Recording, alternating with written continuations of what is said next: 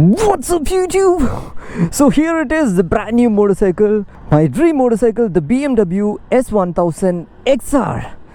I bought this, man. I bought this after a very long time of manifestation, keeping this dream for a decade. Now I'm owning it. This is one of the last sold BMW S1000 XR in the country, and I'm so happy to own this motorcycle. So it's been just few days, like around 10 days by now after picking up this motorcycle, and I'm not able to sleep, I'm not able to eat well, I'm not able to think properly, because still I feel like I'm in a dream. I'm in a kind of a simulation, whether I don't know whether I'm truly owning this. So this video is not about the review of this. So let's talk about the things which went through my mind when I was buying this, and obviously why this motorcycle. And you might be knowing that it's a little more pricey affair when it comes to the BMW, when I have many other options in the segment, like in the later class as well. But you know, this thing is just loud. So it's the 2025 S1000 XR. Okay, I forgot to mention that it's an M Sport edition. You can see the badging over there, and it comes with the standard Akrapovic exhaust, man. Let's hear it out.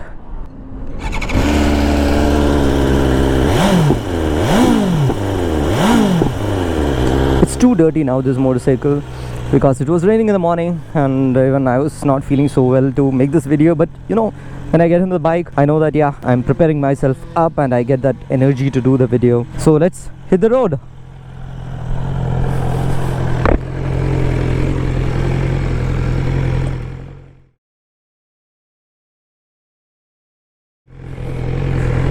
So yeah, as I mentioned, it's a brand new motorcycle. I had many things in my mind when I was buying this, because there are many other choices in India to buy when it comes to sports touring. So if you are following this channel for a very long time, or if you know about me, then I came from a background of sports touring. I was having a Unicorn 150 long ago, then updated the Honda to a CBR 250R, which gave me the exposure that I should do sports touring. And from there, around 5 years of usage, more than I think 45,000 kilometers, I upgraded to the CBR 650R. Then again 5 more years, and around clocking 30,000 kilometers, I am now on a BMW S1000 XR. So I know that it's been more than a decade with Honda, and I am switching to a BMW.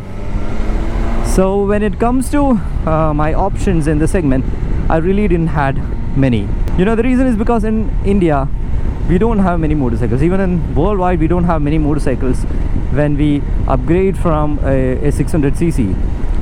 Yeah, we have very good super sports like the ZX6R or the Yamaha R6 or the CBR 600 RR.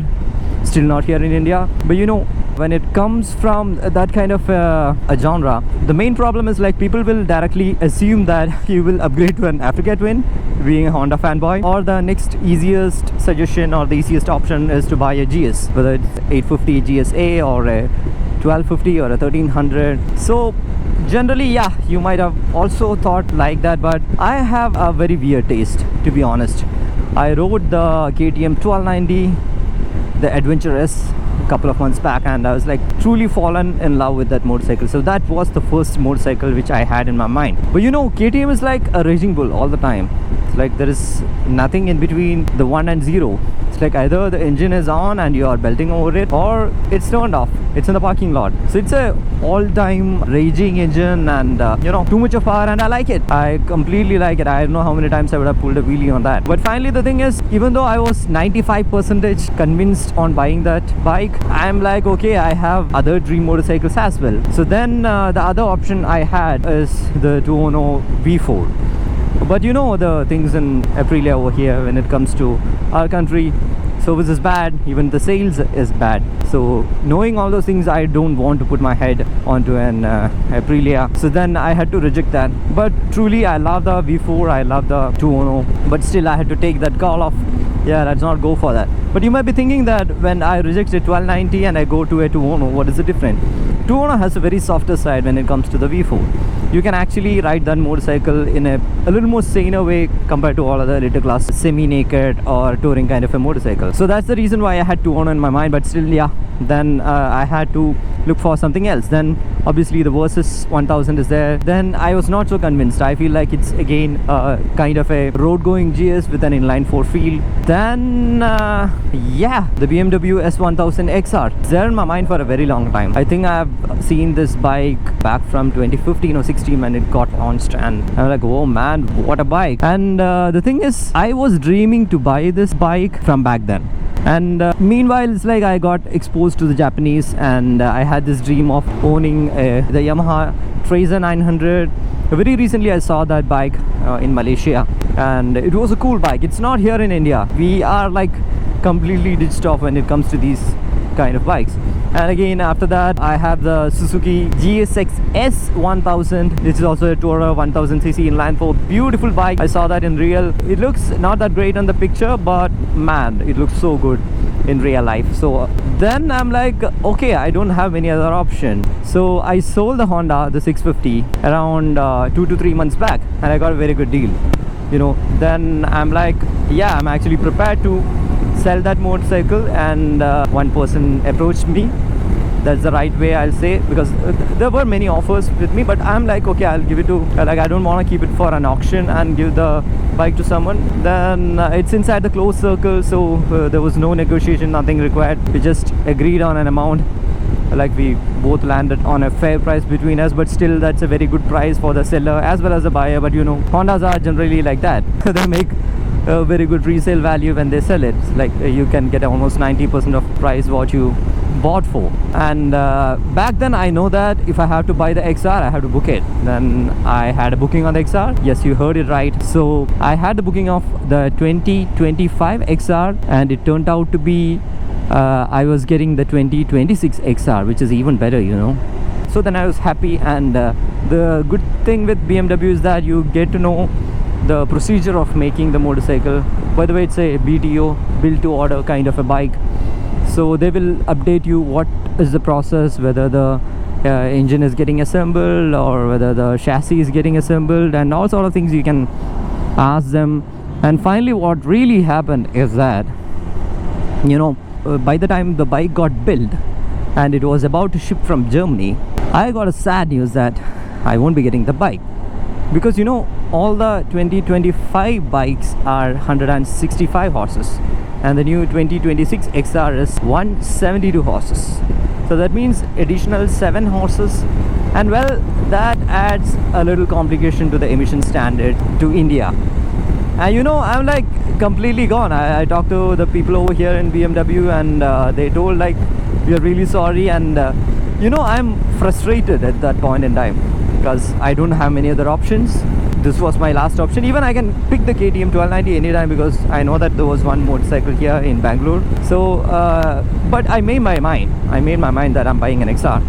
Then I'm like, I was told that this is the problem, and I was connecting the dots, and I understood that I won't be getting the bike in my hand, even though that bike was there in Germany for me. And I'm like, for a moment I was like completely frustrated, and I was talking to my family that I'm not gonna stay in India anymore, because you know, I'm ready to buy a motorcycle. And then first the thing is financial things, you know, because in India we put in a lot of money to buy this kind of a bike, and after that all these things and petty things coming up. So I really got frustrated, and I was telling my family that I'm moving out to Germany, my bike is over there, I just go there and enjoy the bike which I have. And then I'm like, okay, I wasn't too serious about that talk, but still it slipped off. It was a black color, I still remember. It was a black color S1000 XR 2026 edition, 172 horses, and everything is gone. I was not able to sleep, I was not able to eat. My sleep is gone because, you know, for the past 3 months I was itching. My desire to buy that bike was, you know, over and above the sky. Each cell in my body was preparing to receive that bike, and you know, I got that news that I won't be able to get that. And sometimes we are like kids. Even though you are grown up and you have made my mind to something, it is a bit difficult to change the mind, change or fall back into a plan B. Even though I didn't had a strong plan B at that point in time, then I was coping up with the reality that I won't be getting it. you know, I'll tell you, you might be knowing that seriously I was like on the verge of a mental breakdown, to be honest, because I was not able to concentrate on anything, because this was there in my mind. Like every 1 hour I would have thought about the XR, my bike, and then it just went off like that. I mean, it was taken away. Even I haven't got a chance to see that in real, and I got frustrated. So I sent an email to BMW saying that, you know, you have broken a decade-old dream for me, and I was got to know that for the next 2 years the XR won't be there in India, because BMW has to solve the whatever the thing between the India government, pollution and all those stuffs, and to bring it to India it'll take at least 1 or 2 years. You know, it's an engineering process. Then I'm opening up my multiple options, my plan B. Then again I walk to Honda. Then my best pick will be, like, again I was checking for a Honda Hornet SP, the 1000. I like that bike. Then I thought that I'll buy that for now until the new XRs comes to India. So for 2 years I thought I'll buy a brand new Hornet SP. You know, that was my thought back then. Then I thought I'll modify that bike for my touring use, and a few of my friends were warning that, oh, don't do that, Matt, don't do that, because you know you're gonna hurt your back really bad if you're gonna take that bike for very long tours. And then I checked with Honda, and this 28% to 40% GST and all sort of things were happening in India, so there were no bikes available in India first of all. And then I had an option to pick up Katana 1000, and I missed that opportunity by a week. So when I inquired, they're like, no sir, we just lost one. I mean, we just sold one Katana 1000 a week back, if you'd have asked. And I am like actually a fan of Katana, not so fan of the front look of the bike, but you know, I love how the way it rides. And one of my friend, very good friend, owns it. So I thought that let me not buy that motorcycle again, because we already have it in the group. But later then I thought that, okay, let me go and pick it, like we'll twin together. But still it didn't happen. Then I was looking on to a couple of used bikes, the MT-09, which is there in my mind, and always the XR. So I was talking to a couple of owners over here, and even though I haven't met them, they really helped me in providing a lot of details. Like many people whom I have never met, as well as my close friends, they know that I am made for an XR, and there was an XR made for me as well. So they know that I will never ever get a free mind without riding an XR.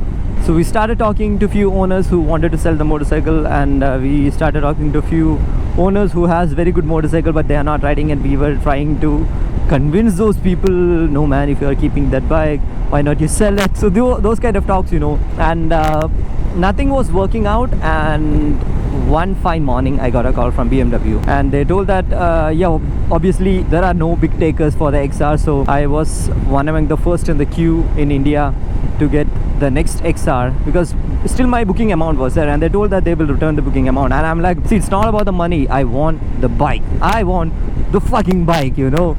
And they got to know my frustration as well. So then I booked the Pro version. So with the Pro version, actually you can opt for the black color. So there's a standard, there's a Pro, and there's an M Sport. I didn't meant to pick an M Sport because, you know, the Pro version itself comes on road for I think 29.5, and the M Sport will cost again 4 lakhs. But the amount of accessories that is added to the bike is a little more. But you know, after 2 weeks I got a call that one person who has already imported the bike, it's like you order it and you get the bike to India, and then somebody is cancelling their booking or some sort of issue, and it's an M Sport variant, a white color variant, so you don't get to opt for a color with the M Sport. And they asked me, like, you have hardly half a day of time, what's your call? If you say no, that's it, nothing will happen.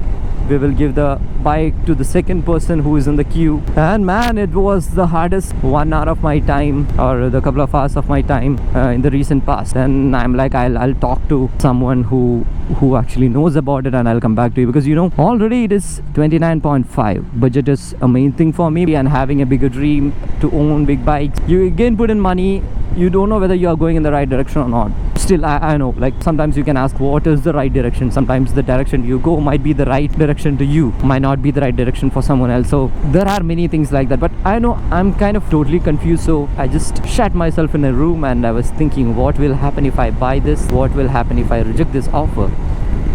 An hour later I called BMW and I told that I'm picking up that offer, and that moment itself, the bike was in Mumbai, actually Mumbai or Delhi, I don't know, like they got that shipped immediately. And by the time the bike landed here, The RTO guys were like super cool. The person who helped me to register the bike, and I got it in 3 days, man. Again, sleepless nights. I couldn't believe that I'm owning my dream bike, my dream motorcycle, the BMW S 1000 XR. I mean, the first time when I saw this motorcycle was back in 2016, a red color one. I was thinking that what can be that motorcycle? A bike with a small beak, big looking bike, red color. And yeah, back in those days I had a very big fascination for red bikes. I was totally impressed with the bike, and you know, very recently I had a conversation with my family as well. I was driving the car and my family was in the car, so I'm like, you know, like before all these drama happened, I don't really talk all these things with my family, but when they asked me, like, I'm like, even they didn't know that I was buying these two bikes, okay? I mean, any of these bikes, okay? So obviously my family asked, have you decided on which bike you're going for? Then I told I have two options, the 1290 and the XR. Then we were talking, and it's like the universe were preparing me to get an XR. I saw one XR, the OG XR, the generation one, a symmetric headlight, this kind of a color, the white, blue and the red, and it was passing, and it had a full system Akrapovic installed. And I'm like, you see that this is one of the consideration when I buy the next bike. And you know, I was so much excited that I was trying to follow that guy for a little bit of time just to see the bike. I'm not trying to dangerously drive, but you know, at that point in time, even my family and myself got to know that I am born for an XR and there is an XR for me. Yeah, that's how I ended up in buying a BMW S 1000 XR. You know, people think that you have to go for an regular adventure motorcycles like the GS or the Africa Twin or the Versus when it comes to sports touring, you know, because you know, sports touring is something different. In India it's not popular. You put a sports bike engine here and you do this and you should get it. By the way, you might be thinking that it's a brand new bike. I mean, it's almost 10-15 days by now, and I've clocked 1,800 kilometers by now. And yeah, I did it. I wanted to do the run-in as quick as possible, so I did it the first service, and after that I got a chance to visit Kerala as well, so I had to go to Kerala. So my kind of a long ride is also done, like a 700 kilometer. I just stopped to check my phone.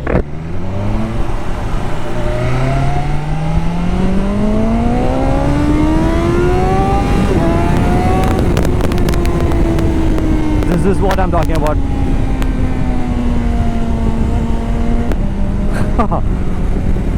It's an Accra, man. It's an Accra making that sound. So that's my story of buying the XR. You know, I learned few things during this time, that the power of manifestation. I'm not trying to be so much motivational over here, but still I'll tell you my story, because you know, 10 years ago, if I think that I wanted to buy a 30+ lakh motorcycle, I will really walk off from that stage. But now I'm like, I at least have the courage. So, and the each and every penny for this bike has been sourced by me.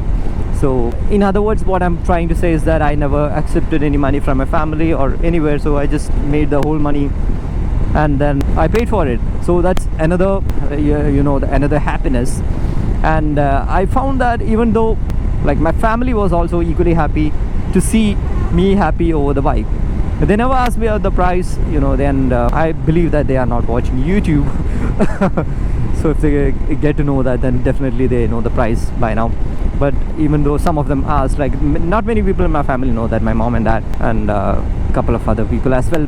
So then I thought, then the next people whom I saw happy are my true friends. So when I went to my friends to show the bike, so obviously I don't have a very huge friend circle. I mean, everybody who look at the bike and they were like, did you bought it? You bought it? And they're like super happy, and I see that happiness in their eyes. And you know, if somebody is happy for your win, that means they are truly your friend, truly connected to you. And I have a thought to you as well. You know, being a millennial, being a 90s kid, I have to share this with you. So the main problem with all these 80s and 90s born kids are that they have always been in a pressure of awaiting a confirmation, like permission from everyone. Like back in those days, it was necessary not to get into a bad company and to live a good life. But you know, it became a habit. Like when we were kids, yeah, we were taking permissions from our parents and it is good. But you know, but slowly when we grew up, then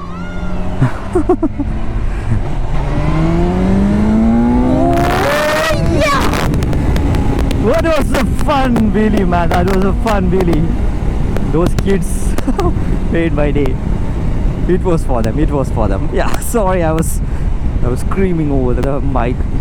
So what I was telling is that we always were asking permission. So when we grew up with a wife or with a girlfriend, we were like, baby, can I do that? Can I do this? At least some point in time, I'll tell you, it goes very well with both the genders, men as well as women. Like at some point in time, at some point in age, if you're not hurting anyone's feeling, if you're not taking any monetary benefits from someone else, you have to work for your dream. You never have to ask for a permission, you know, because you are not hurting anyone. And how long do you think that you'll be able to go with this kind of an permission thing? Do you think that maybe in the next generation we become dads, and after that become granddad, and still we'll be riding motorcycles? And do you think that I should go to my grandchild and say that, you know, grandpa has a inline 4 motorcycle. I know that you guys ride an EV by now. You don't know what this is, but still I'll be making some noise. Can I get some permission to ride the bike? no, right? No, you don't want to hear that, right? You don't want to get into that kind of a situation. So at least get out of that permission thing. If you know that you are doing the right thing, you don't need anyone else's permission.